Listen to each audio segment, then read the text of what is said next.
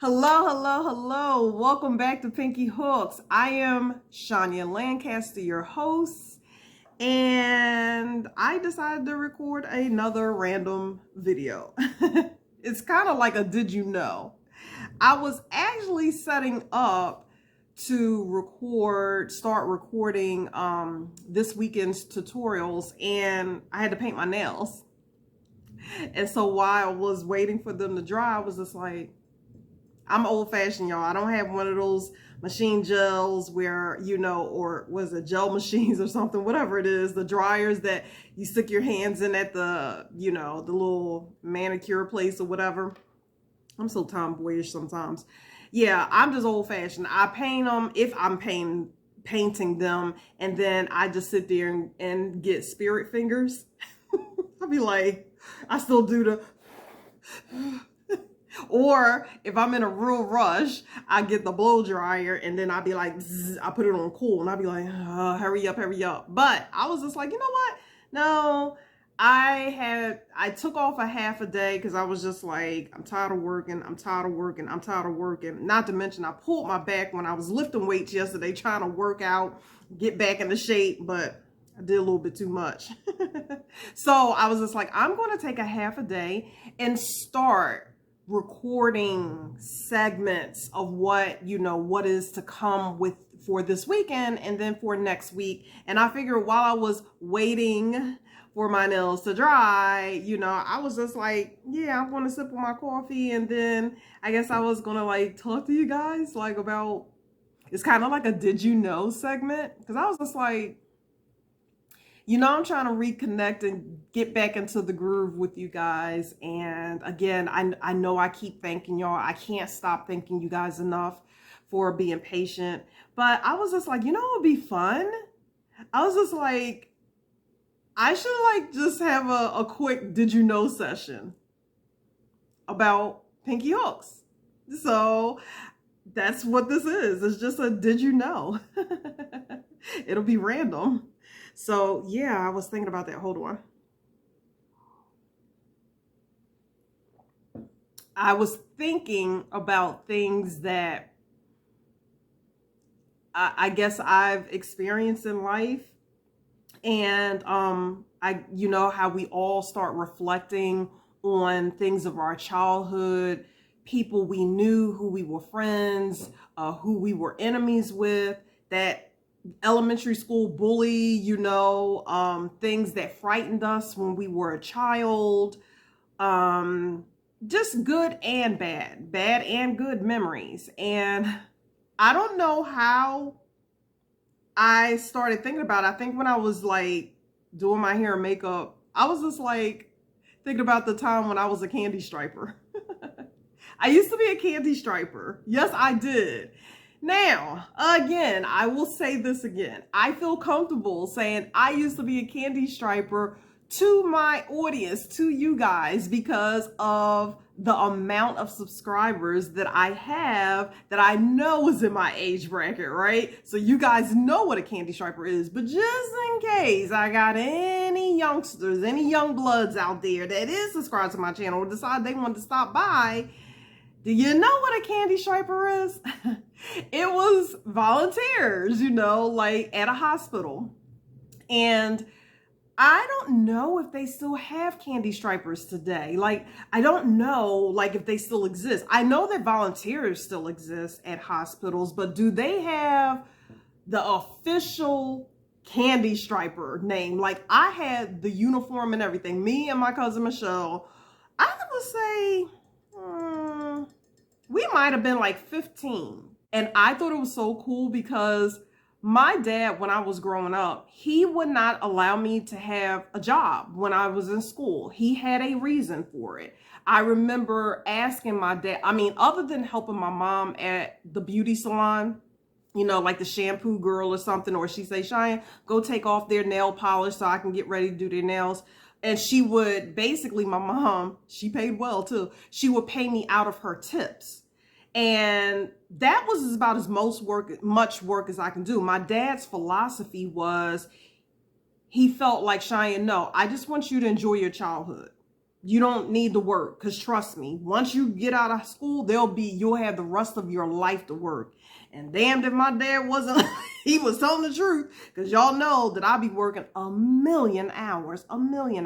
But yeah, I was a can striper. So next thing, I started thinking about, there is a street in Philadelphia named Cecil B. Moore. So yeah, so in Philadelphia, there's a street named Cecil B. Moore. And Cecil B. Moore, if you don't know anything about Cecil B. Moore, if you never heard of him, don't worry about it. I'm not offended. Most people don't know who Cecil B. Moore is, especially if they don't live or they did not grow up in Philadelphia. So Cecil B. Moore was a lawyer. He's an African-American man. He was a lawyer and a politician. And he also was a civil rights activist. He was the president of the Philadelphia chapter NAACP, okay? And during his lifetime, of course, he was all about civil rights, equal rights. But one of the main things that he was remembered for in Philadelphia, Pennsylvania, was the fact that he led many protests to help desegregate Girard College. Now, if you've never heard of Girard College, again, you will know Girard College if you are from the Philadelphia, Pennsylvania area, okay? So basically at one time, of course, it was segregated, and he helped to desegregate it. So here comes my part. So while I was a teenager, again, I actually helped, me and my cousin. Again, I don't know how we kept meeting up with these different people, like for volunteer, but it was a group of teenagers there. I think there might have been one adult involved, right? We literally was out on, like on the streets, like downtown Philadelphia. And basically we were trying to get people to sign the petition to take one of our existing streets. And I cannot, for the life of me, I will have to look it up, but I can't remember what the street used to be called. But we were trying to basically get this particular street changed over to call Cecil B. Moore Ave. And for anybody that's looking at this, if you are from Philadelphia and you did not know that it was not Cecil B. Moore Ave, you are looking at one of the people who helped. Do you know how I learned how to crochet? I don't know if I ever told y'all this. So I learned the basics through America's favorite club to join, and that's Girl Scouts. I was a Girl Scout. Now I did not, okay, so let me explain to y'all. I never had the uniform.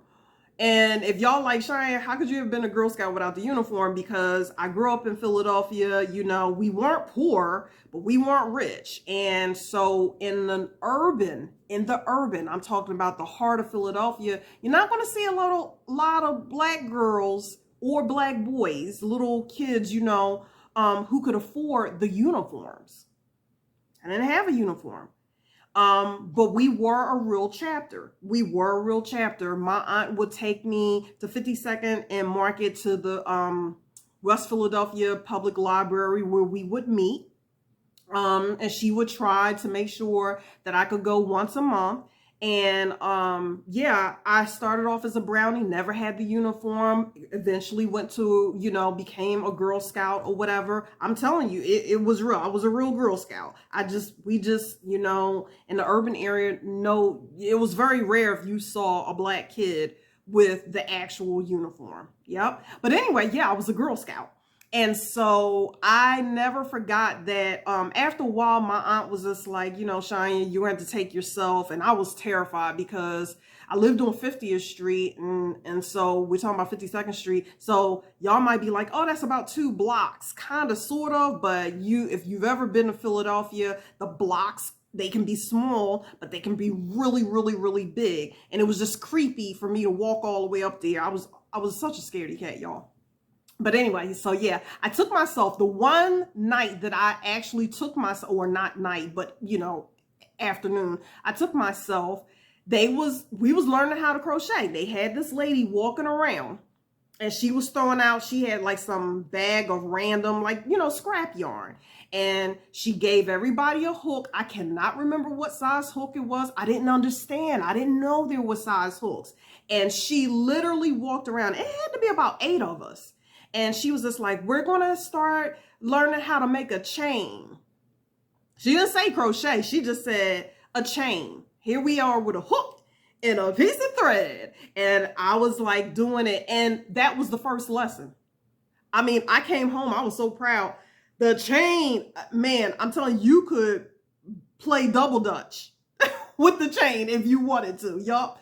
That's how I started. And then I think I went back another time because it was just once a month. So then I had to wait until a whole entire month. And that's when I learned. So we had to bring our chain back. And so however long that chain was, that's what your single crochet was going to be. You was going to be working on that very chain. And I learned how to do a single crochet. And here's the end of and that was the end of my Girl Scout career because I never went back. Never went back,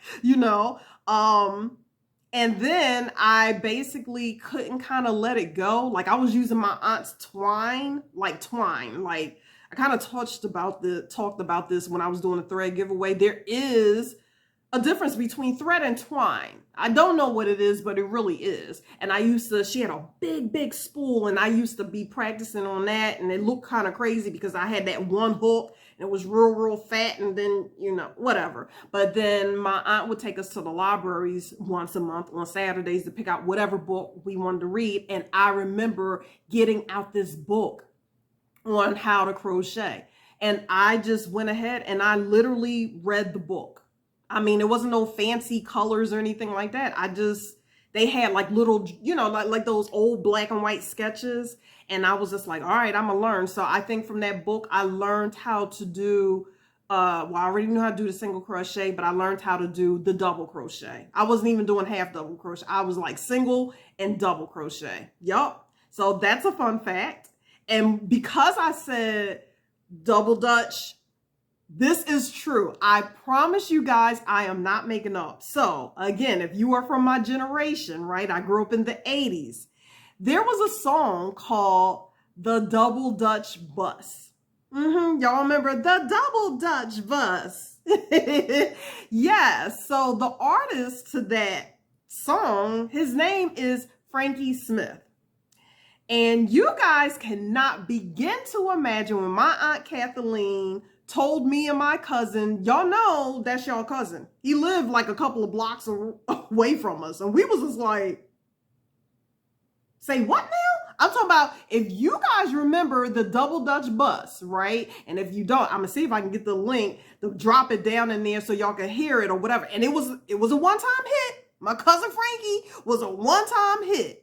But he is our cousin by marriage, or whatever. And my aunt, we did not believe her. We refused. So my aunt literally, we drove around the other side of the neighborhood from the street that we lived on, rang the doorbell, and sure enough, he came to the door. And my aunt just standing there talking about some, hey, I know it's been a long time, blah, blah, blah. Me and Michelle was just like, I know he probably was just like, what's wrong with them kids? They don't want to close their mouth? Yup, my cousin we're related by marriage, And it was the only time we got to see him too. I saw him again because he had that hit. So he was making appearances like in the parks, in the venues, that Philadelphia is known for. And so, yeah, we was just like, and nobody believed us. We was like, that's our cousin. Nobody's going to believe you. I mean, you talking about two little black girls from the hood. Nobody's going to believe you. As soon as you say you know somebody famous or you met somebody, everybody's like, whatever, prove it. Know about me.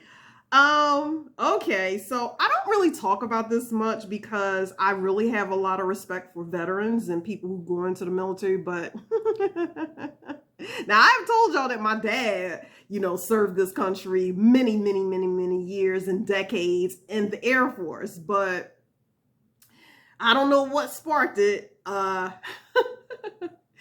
actually went into the military and I went into the Marine Corps. The reason why I don't talk about it because I was weeks away from graduation and I I got discharged. I did not get an honorable and I did not get a dishonorable, but I got a general discharge. And what a general discharge, if you know anything about it, on your DD-14 forms, that's a form that shows you what kind of discharge you got. A general discharge is kind of like you were almost never there. Golly. What happened was I was on a 16-mile hump. And if y'all don't know what a hump is, it is a hike, okay?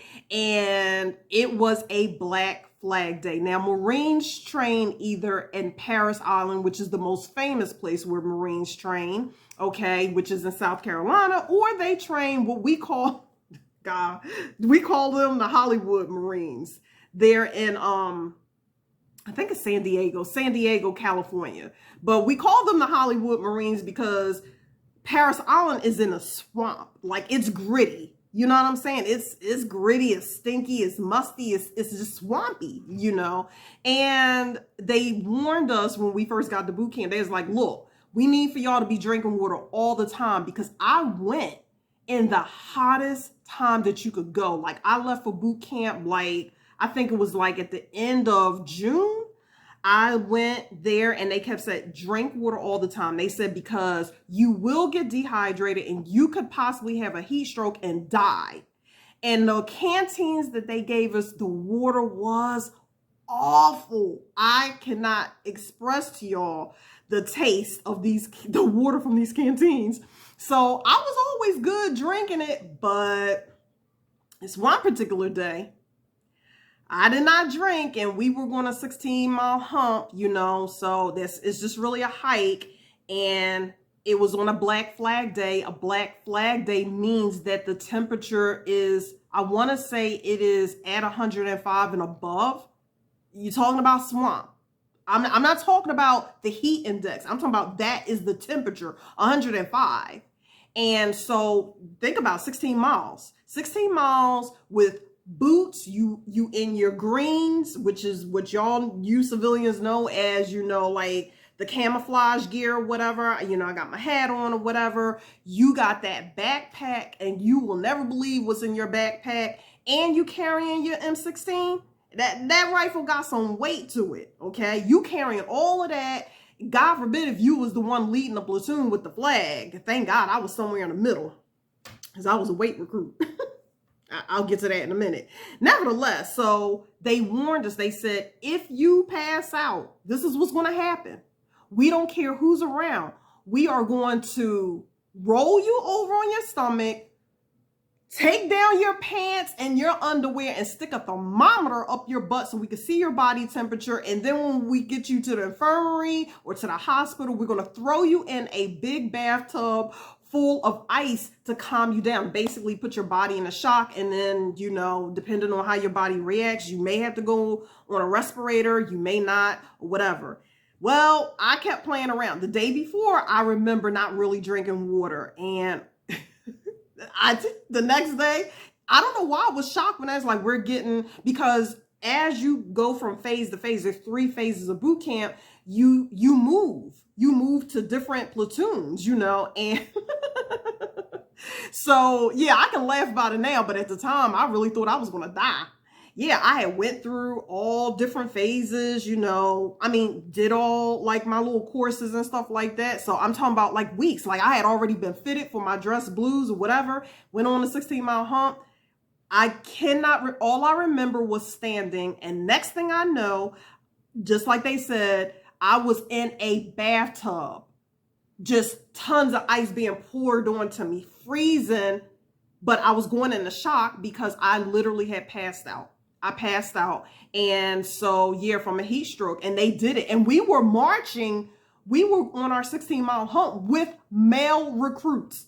So what they do is they do tell the recruits at that time, they tell them to turn around, face the wall, face the road, wherever you're at, right? So that they will not panic if they see somebody here about to die in front of their face. But yeah, it was male sergeants and female. I mean, I had female sergeants, but then the male sergeants came from the male platoon, and to be like, what happened? And yeah, they took down my pants, my underwear, and stuck a thermometer in my butt.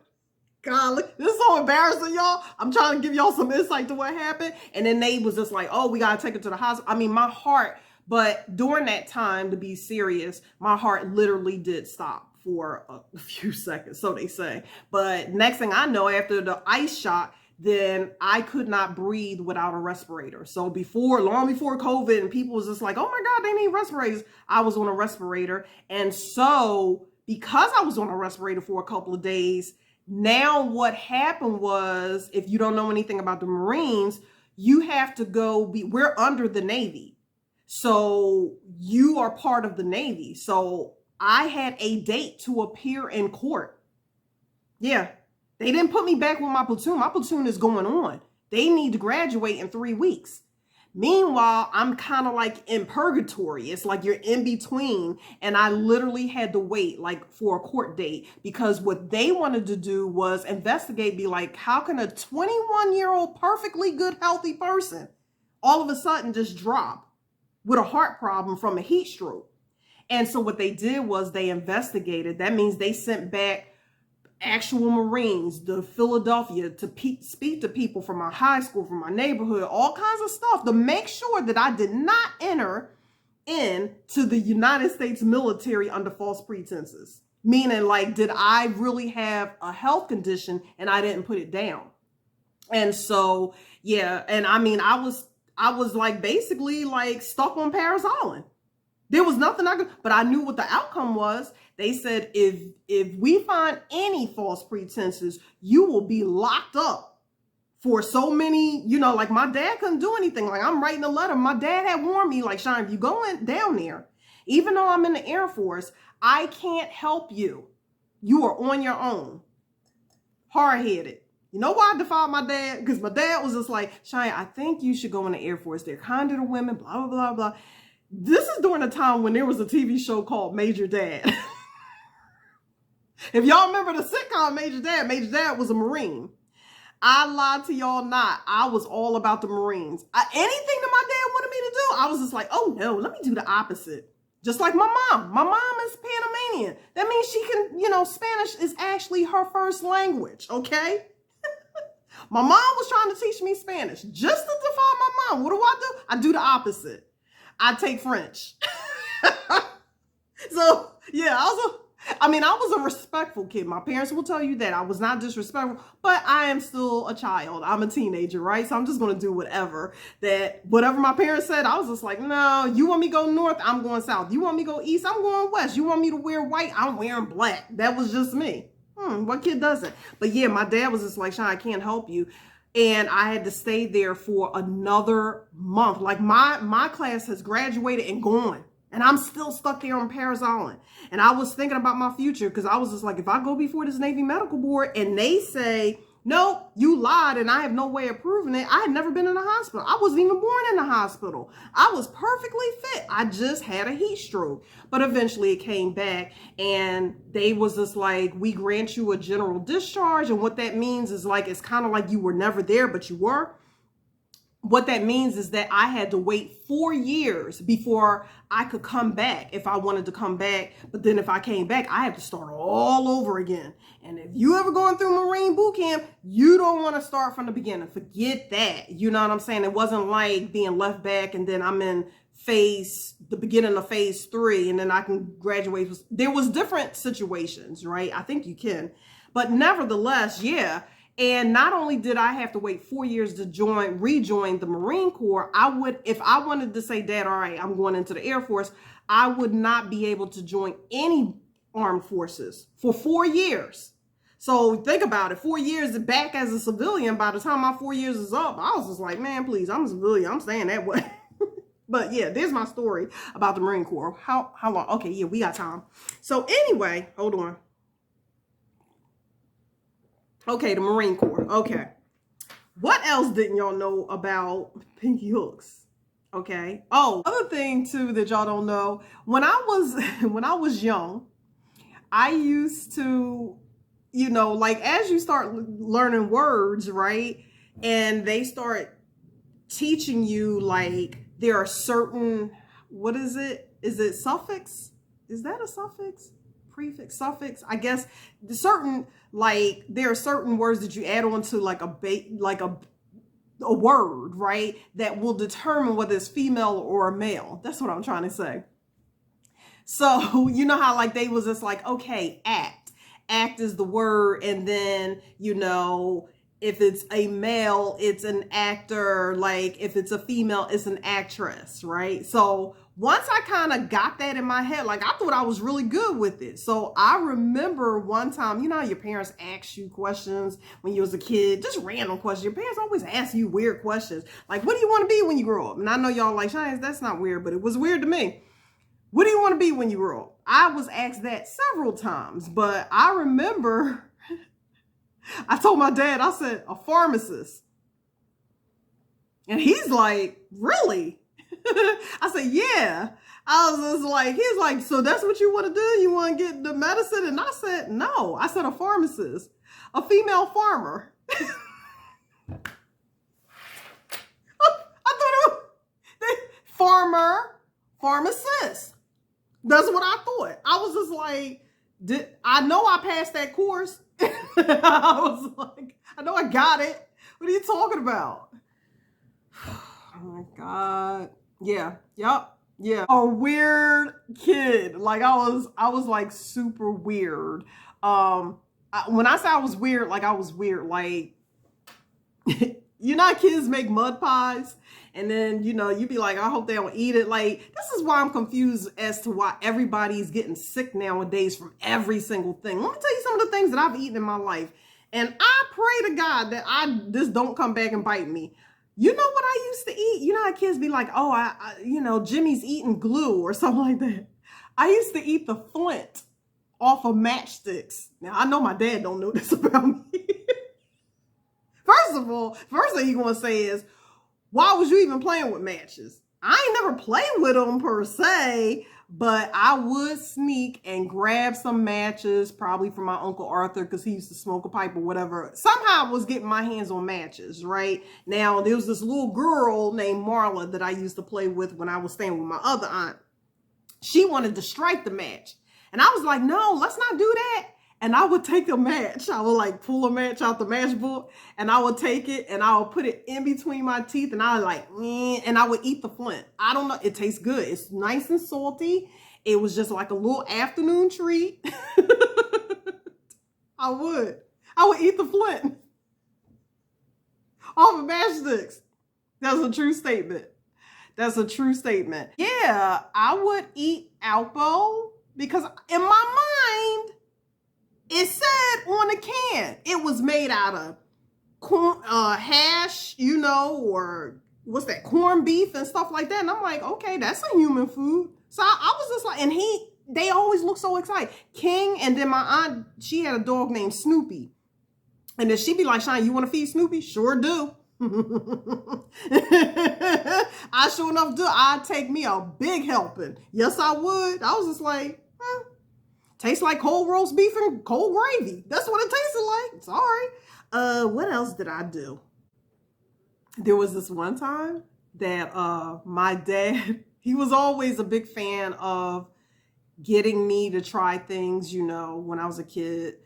Of course, as you should, so you can start to develop a healthy palate, with your children, like a palate of food, so they're just not only addicted to chicken tenders and mac and cheese, So the first time my dad ever tried to get me to eat okra, it was epic fail on my dad's behalf. My dad likes okra. He likes a lot of things. And he said, come here, Shonya. I couldn't have been no more than 6. Dad sitting at the table. And he said, come on, why don't you try this? And I was like, And my aunt was just like, just try it. She was cooking. And I said, And she was just like, James, just let her, she's got to eat it because I'm fixing it for dinner. My dad said, because I wasn't feeling good. I was actually sick. I had a cold. I had a horrible cold. And my dad kept saying, come on, just try it. And my dad had on short sleeve shirts. And he had some on a fork. And different people cook okra different ways. I still to this day will not eat okra, okay? It wasn't fried. I don't know how it was cooked, I guess, but whatever it was, I just looked at it and I was like, ugh, I see slime. And my dad was just like, come on, it's not as bad as it looks. He's like, Shine, just try, just this one bite. He kept going like this with the fork, right? And because I had that cold and I had all this congestion, I kept going like, And my dad said, come on, Shine, stop, you know? And when he went like this, I was about to sneeze, but I knew better. I was just like, Shine, don't open your mouth. And I sneezed with my mouth closed. So all that mucus came flying through my nose. And it was all on my dad's arm. He had the fork like this, the okra, and it was snot on his arm. My dad went like this. He was just like, all right. He was just like, okay, I guess that's not going to happen. In his mind, he was just like, I guess that's not going to happen. I have been an Avon rep. I sold Avon. I sold Mary Kay. I sold Herbalife mix. And what y'all don't know about Pinky Hooks, Pinky Hooks used to sell vacuum cleaners door to door. Yes, I did. Yes, I did. I sold vacuum cleaners. Look, I had to make rent. My whole thing was I can't let my parents know I'm out here struggling for money. When I left home, I was just like, yeah. I sold, if y'all want to know what kind of vacuum cleaners, this is about to show how old everybody is on this channel. There was a vacuum cleaner before there was the Shark, okay? The #1 vacuum cleaner in America was called Electrolux. I was going door to door with a vacuum cleaner, selling vacuum cleaners. Yes, I did until one time I went and we was going to go sell a vacuum cleaner. So one day I was working with this lady because she was trying to help me. She was like the all-star vacuum cleaner seller. She was like, I'm going to take you under my wing and show you how. She was a little Italian lady, you know, from Jersey. So she had that like Sopranos, you know, accent, you know, like a Carmela accent. But let me tell you something, that lady could sell the hell out of some vacuum cleaners. Her commission checks were big. So I felt honored that she was just like, you look, you gonna ride with me. You know, I know you did a couple, but let me show you how it was done. We went to this one house, and this is in the middle of the day. This is a true story, y'all. We went to this house, and this man came to the door. He was a heavy man, and she was just like, yeah, I'm here. We're here to sell you this and that and this. Can we come in and demonstrate? He said, sure, come on in. When he opened that door and closed that door, and we was just standing in the living room, whatever, there was like just a love seat and this tiny little TV on a rolling cart. And 2 other big men they was sitting on the love seat, all close to each other. And they only had on boxer shorts and wife beaters. And it was just weird. And I was thinking to myself, we may want to leave. And she was just like, oh, y'all got tile. There's no place for me to demonstrate. And the man who opened the door said, I got rugs upstairs in the bedroom. And she went. She said, okay, and dragged the vacuum cleaner up there. She said, are you coming? Nope. Hell no, I ain't coming. Them 2 burly looking men that was on the couch, they was just sitting there talking about something. Do you want to come down, sit here? They was watching like some soap opera. And I was thinking, she don't see anything wrong with this. It's 2 men in boxer shorts with wife beaters on, big. There was no room left on the love seat. And they wanted me to come down and sit over there and watch? Oh, no. I think I was like, how old was I at that time? 23? You know what I'm saying? I was just like, no. I mean, I stayed by that door and I could hear her upstairs. And she really was giving a demonstration. I could hear that vacuum cleaner going. And the only thing I could think about, all 3 of these men are overweight. My only chance out of this house is that I got speed. Because at this time, I'm in top shape, you know, super skinny, whatever. And luckily she came downstairs and we left her here. She said, oh, I got a prospect. She didn't get a sale. She had a prospect. I was just like, man, y'all may not have ever known Pinky Hooks. I could have ended up on somebody's milk carton. You know what I was scared of when I was growing up, y'all? I'm telling you. And it's one of my favorite movies.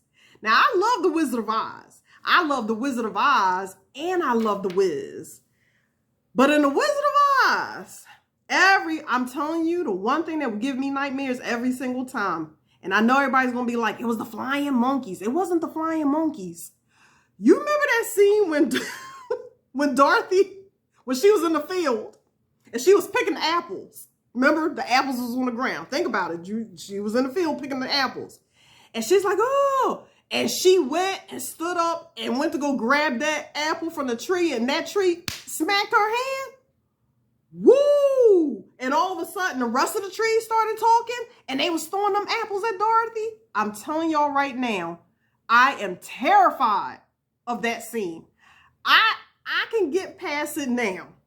A little bit, but if I really think about it, every time I watch it, it kind of freaks me out. And so here's the real creepy part. So even as an adult, like if I see big trees, I'm a tree hugger. I love trees, but if those trees are if they have any similarities to them damn trees in the Wizard of Oz, I will not go near that damn tree. I won't go near the tree. I won't do it. I'm scared of that dish. I'm scared. And if y'all like, Shine, come on, grow up. And the other thing I'm scared of, y'all remember the movie Gremlins? I love Gremlins. I love part 1 and 2. Okay, so it's like I'm scared, but I'm not scared. Okay, so for instance, you know how your house creaks? Everybody's house creaks or apartments, they got those house sounds or whatever. Soon as I hear a sound of a creaking or whatever, I start thinking about a gremlin.